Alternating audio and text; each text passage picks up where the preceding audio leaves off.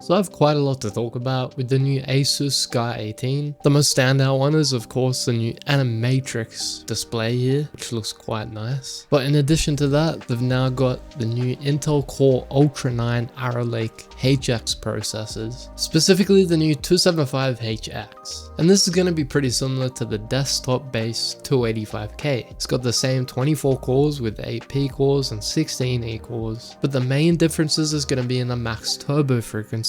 It's about 300 MHz lower on the 275HX, and as a result, the power profiles are a bit different, which on desktop goes up to about 250 watts, while Intel's recommendations for the 275HX is about 160 watts. But this laptop's power limits are configured a little bit differently. For one, the long-term power boost is about 135 watts, while the short-term is about 175 watts. So you do get a little bit extra performance there with the power limits. But that's mainly with the turbo mode. You can also configure the manual mode and set a custom power limit to 175 watts on both short-term and long-term, which means it will boost a little bit higher. We're mainly going to focus on using turbo mode in our benchmarks today though. Now as for the GPU for this laptop, it comes with a 5090 laptop GPU. Now don't get ahead of yourself here, this isn't actually a 5090, it's more like a power limited 5080. But there are a few key differences with the 5080 desktop. For one, you do get less shade units and less TMUs, but you get the same amount of ROPs and same memory bus width, but you do get a higher memory size, so that is a plus with the 5090 mobile. As for the memory configuration for this laptop, we've got 64GB total of CL26 RAM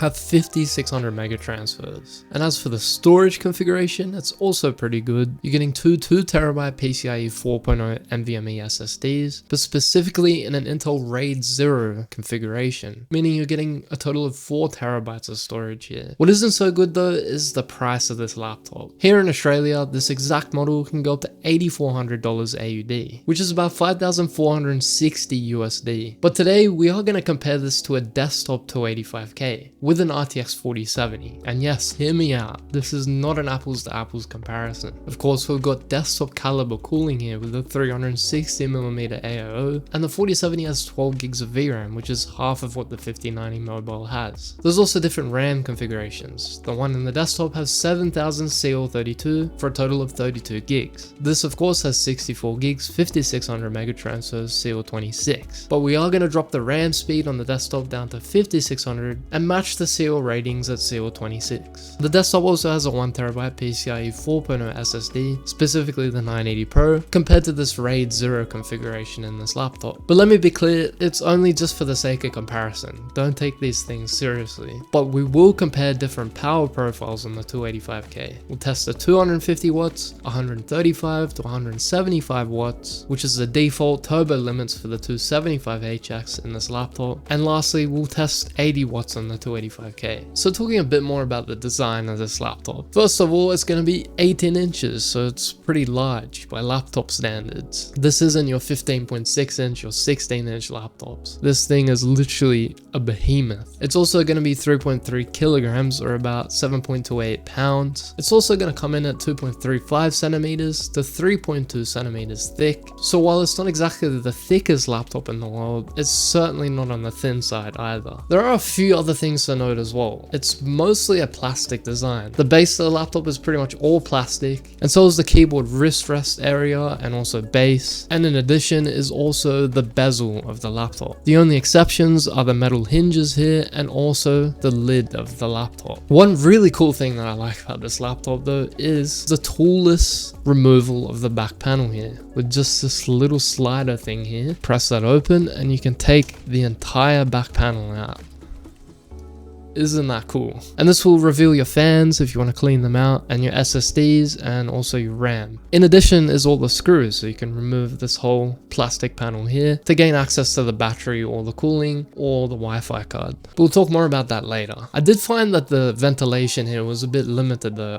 I think they probably could have opened this up a bit more. And I think this is pretty pointless as well, like ROG Strix. You're not ever going to see this part of the laptop anyway, so I don't know why they designed it that way. We'll have a look at the thermals a bit later as well. Now for the keyboard, ASUS claims that this is a professional esports grade keyboard, for whatever that means, and they also claim what's called overstroke, which means it presses the key earlier in the stroke. And on first impressions, it's pretty okay for ASUS keyboard standards. It's not the greatest in the world, but it gets the job done, I guess. You've also got a plethora of keyboard shortcut controls, like keyboard brightness, and you've got macros for your power profiles here as well. And you've got a shortcut for Armory Crate. I would highly recommend that you get G Helper as well. This is 10 times better than Armory Crate. Armory Crate tends to have just a whole shit ton of bloatware. And of course you got your volume controls here as well. Now the touchpad here is supposedly 36% larger than the last generation, and I would say it's pretty good. It's probably on the better side of laptop keyboards that I've seen. The key presses are a bit on the mushy side, so they're not exactly the most clicky in the world, but again, it gets the job done. You're probably going to pair this with a gaming mouse anyway and a gaming keyboard, so it's unlikely that you're going to be interacting with these day to day, since this is a desktop replacement. Now as for the ports, you get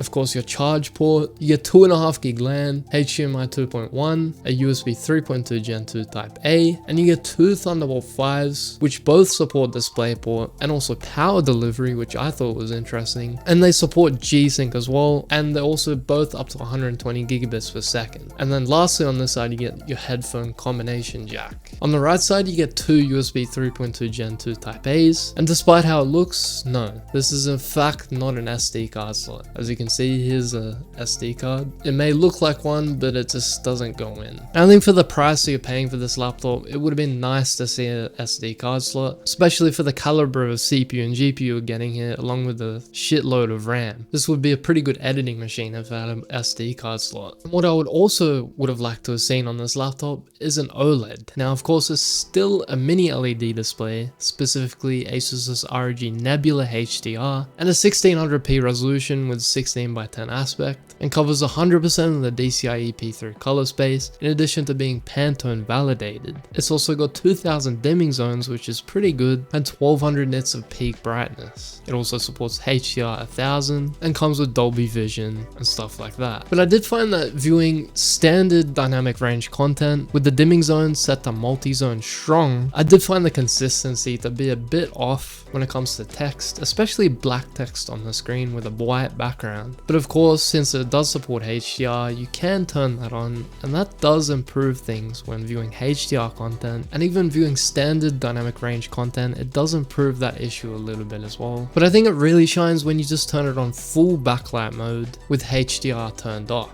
I did find even when using multi-zone with strong, that there is a bit of halo around dark spots and also near the mouse cursor on sort of a black background. But that's only mostly visible when it's completely dim in the room, so it's not really a major concern, and it's only visible when you're on low brightness as well. Overall, I think you're still getting decent black levels. Even with standard multi-zone enabled, you're still getting pretty decent black levels here. But again, it's not exactly OLED levels, and I just wish they put an OLED screen on here, especially for the price. That is one major downside here. Now of course, given this is a gaming laptop, it comes with a 240Hz display, which is really good, and as I've mentioned, also supports G-Sync and supports advanced Optimus as well, along with a mux switch to route the laptop screen to the D GPU, improving your FPS. And you can also disable the D GPU as well to extend battery life. Now your webcam is overall pretty decent as well. It's 1080p, and it also comes with an infrared sensor for Windows Hello, and the microphone is a standard array mic, and it's decent quality overall. Given this is an AI laptop, it also comes with some of the AI features like background blur, and also your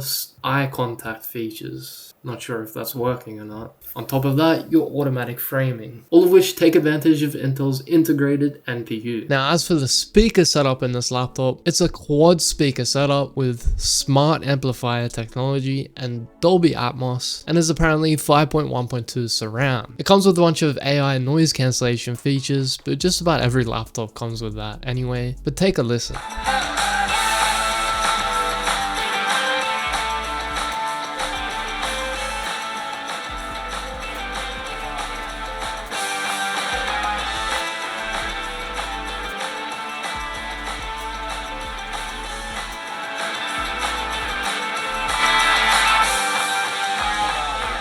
I did find it to be a little bit on the tinny side. I think it's just lacking a little bit of bass. It would be nice if there was a bit more. There doesn't seem to be any sort of subwoofer or anything, which is a bit of a bummer for the price you're paying for this laptop, but it's not all about audio. Now moving on to the battery life. It's not the largest battery you can get in a laptop, it's 90 watt hours, so I was hoping it was about 99, but I doubt that's going to make much of a difference. But we tested this on silent mode for all of the testing in addition to the Eco GPU mode, but the standard GPU mode was used to enable the DGPU for gaming. But it's superior overall to the Neo 16, which had a 14700HX and a 4070, but the same 90 watt hour battery. Of course, it's pretty poor gaming battery life, coming at a surprise to literally no one, but it was about 7 to 8 hours while under normal use, but it was nowhere near the 8.5 to 12.5 hours on the G16 with the AMD AI HX370, and that laptop also had a 90 watt hour battery. So I guess you could take from this that the 275HX is more efficient than the Raptor Lake 14700HX, but it's clearly not as efficient as AMD. But that HX370 was made to be lower power overall to fit it in the much smaller and much thinner chassis of that G16, so it does make sense. I wanted to touch now on the thermal design and also upgradability. We already touched on the ventilation and also the toolless cover to remove. We'll just take a closer look. I still can't get over how easy that is to take off though. So taking a closer look at the thermal design, you've got two main fans here, and given that the RAM is situated here, this is probably most likely where the CPU is. The CPU fan seems to be a bit smaller overall, but you do indeed get a third fan, which is sort of a tiny little baby fan here that's pushing air on top of the vapor chamber that they have here to the backside. And since the backside is completely ventilation with the heatsink, it's kind of a pretty intelligent cooling setup, if you catch my drift. So it's not so bad. It's just the fact that they put more effort into the cooling on the GPU, which might come back to haunt it a bit later in the CPU thermals. As for the RAM, you've got a dual SODIMM setup here, which is fully populated with the two 32 gig sticks. And also what's populated is the M.2 slots with the RAID 0 setup here. So there's not really much to play around with here. I guess you could swap the RAM out for 128 gigs of RAM, or maybe you could swap these out to two 4TB drives and get 8TB of storage, but I don't think you're going to be doing that anytime soon. One downside though is that the wireless adapter here is behind this plastic, so you have to unscrew all these screws just to get to the wireless adapter. ASUS also says that there's liquid metal on both the CPU and the GPU with conductor not extreme, and of course an end-to-end vapor chamber, so that's really good. Now I did find the acoustics of this laptop to be pretty good, but it's mostly due to the fan curves that they've set by default for this laptop. You can of course adjust these within either G-Helper or Armoury Crate. Again, I would highly recommend G-Helper for not just this laptop but any ASUS laptop. First wanted to look at idle temps first when using turbo mode, and even while idle the 275HX can still climb up to like almost 70 degrees, and that's while drawing around 9 or 10 watts of power while doing nothing at all. Although the GPU is active though, so that can contribute to the thermals.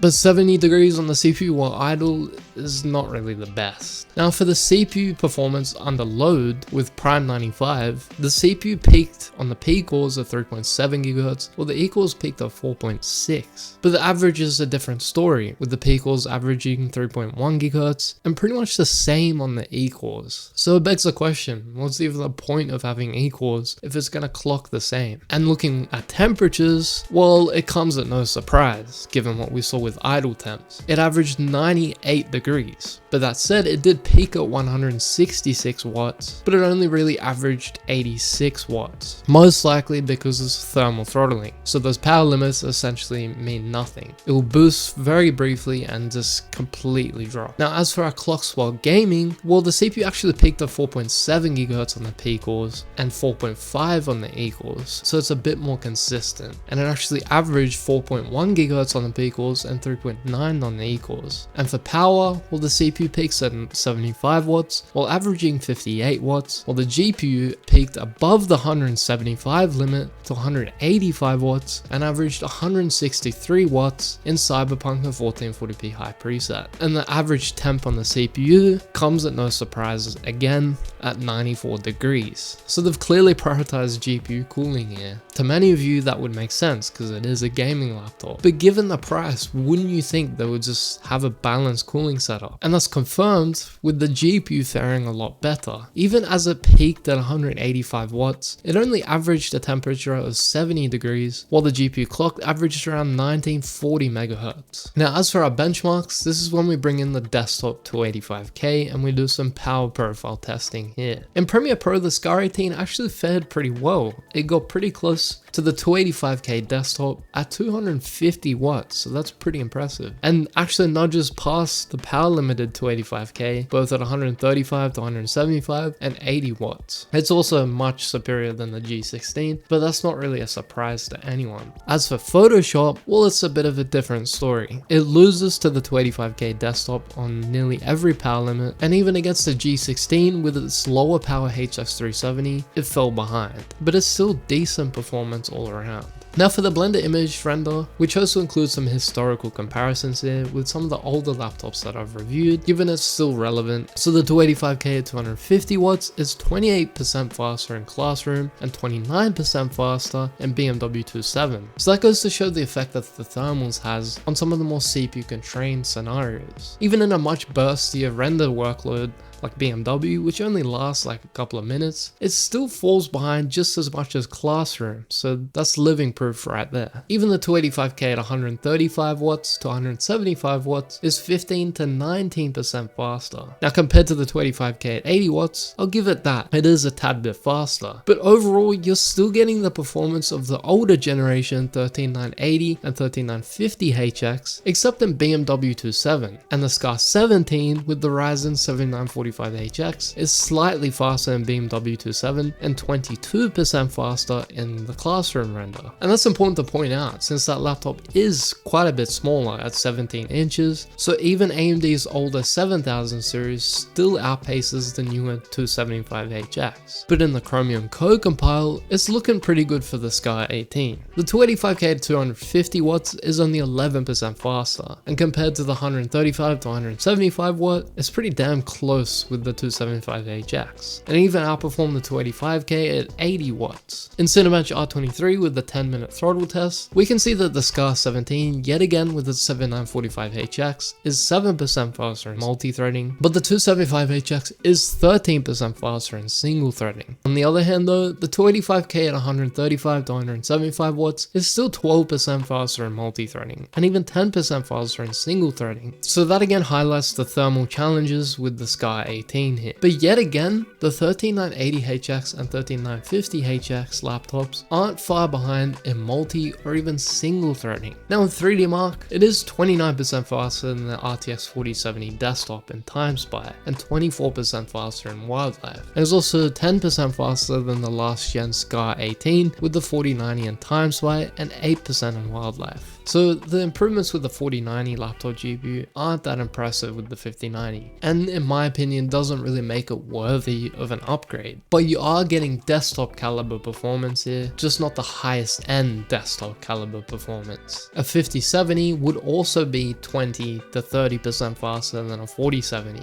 and building a 5070 and 265K machine over something like this would probably be a much better deal. But again, this is just for the sake of comparison. Don't take the 4070 comparison too deeply here. And of course that means it's going to be nowhere near the performance of a 5090 desktop or even 5080 for that matter, given it's only 30% faster overall than a 4070. Now in 3D Mark storage benchmark, it's about 10% worse than the comparable RAID 0 config in the last gen Scar 18 as well, which I kind of didn't expect. Now gaming performance, starting with Cyberpunk at 1080p, we see that over the desktop 285K with the 4070 at all power levels, it outperforms it pretty decently in averages, but it does fall behind in 1% lows by around 13 FPS. So while you're getting more averages, your overall experience isn't that much different to something like a 4070. So that's something to keep in mind. At 1440p though, the gap does widen a bit, but still your 1% lows aren't that far off. But at least your average experience is quite a bit higher.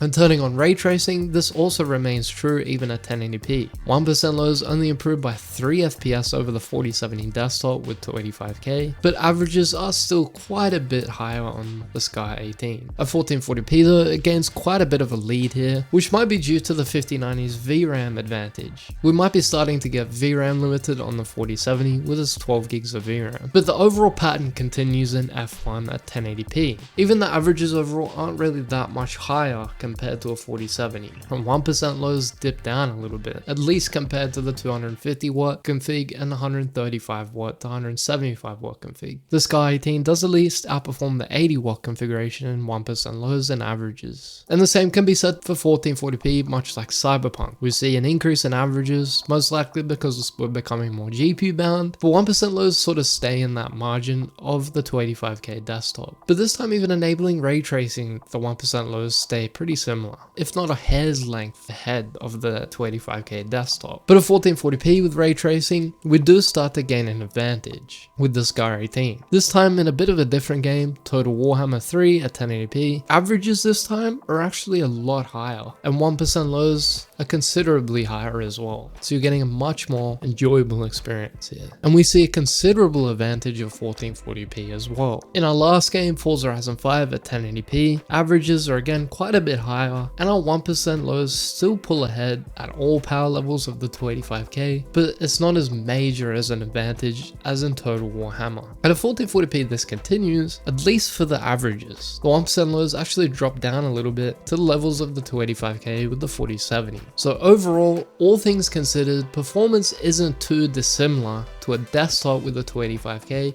and an RTX 4070. Again, it's not the best comparison, but you shouldn't expect actual 5090 performance in a laptop form factor. A laptop like this is definitely a desktop replacement though, and it can be a worthy one at that, for sure. It can at least get pretty close to desktop caliber performance. And if that's all that matters to you, then go for it. But is it really worth the absurd upfront cost? Well, if they had have improved a few things here or there, like maybe making a bit more of a premium design instead of this mostly plastic, switching out the screen to an OLED instead of a mini LED. And that's not because mini LED is terrible or anything, it's just that for the price you're paying, OLED would definitely have been a lot better. Not to mention, I really think they could have improved the CPU cooling specifically. If they had have balanced that out a little bit more, and that would have bolstered the performance even more of that 275HX. I think most of the performance has really just gone to waste. You're really getting performance that's much more closer to an option like the 265K, if not a little bit less given the cooling constraints. And overall, fixing the cooling would enable this laptop to not just be good for gaming, but also be a bit better for productivity as well. It seems of just front-loaded GPU performance. And if the focus is mostly on gaming, you have to ask, why didn't they just go with something like the 9000HX 3D chips, which would have delivered more performance in gaming anyway, and probably would have been easier to cool as well. But I'm by all means not disputing this form factor. I mean, there's a legitimate reason for this type of laptop to exist. And if space for you is really a constraint, then it's a worthy contender. It's just that the price is just pretty absurd. So overall, I just want to round this video out by saying it's a good laptop. It's clearly improved over the last generations for sure, especially in that efficiency, improving the battery life. But I guess I'll round this off by saying ASUS kind of needs to get their priorities straightened out here. If they just improve things a little bit, spent the money where it counts, then that would be really good. But overall, I really like the features like the new animatrix display. I mean, just look at that. Not that you'll be able to see it, that's one thing that I didn't point out. You're mostly going to be looking at the screen, because you can flex to other people that you have this laptop. And on top of all that, I really like the removable back cover. But the positives come with a few negatives, like that inaccessible wireless adapter and the fact that you can't immediately remove the battery from here. It's like they've gone halfway in giving the laptop the features that it both deserves and that the price calls for it. Anyways, that's it for the review of the Sky 18 2025. Please like this video, get subscribed, and hit the notification bell. And also check out this video on the screen right now. See ya.